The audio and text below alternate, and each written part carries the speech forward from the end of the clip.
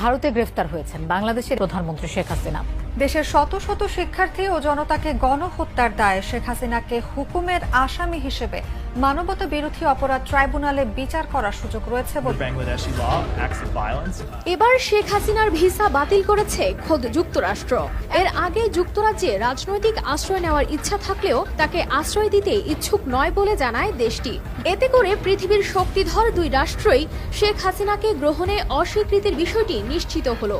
ভারতও তাকে রাজনৈতিক আশ্রয় দিতে অস্বীকৃতি জানিয়েছে। এই খুনি সরকার যে হাজার হাজার লোক হত্যা করেছে, এই সরকার নাকি আগরতলা চলে গিয়েছে পালিয়ে, কি ভারতে আছে। আমরা ভারতের জনগণকে আহ্বান জানাতে চাই, সরকারকে আহ্বান জানাতে চাই, তাকে গ্রেপ্তার করুন এবং আমাদের সঙ্গে ভারতের বন্দি বিনিময় চুক্তি আছে, অনতিবিলম্বে শেখ হাসিনাকে এবং তার বোনকে বাংলাদেশে প্রেরণ করুন এবং তাদেরকে বিচার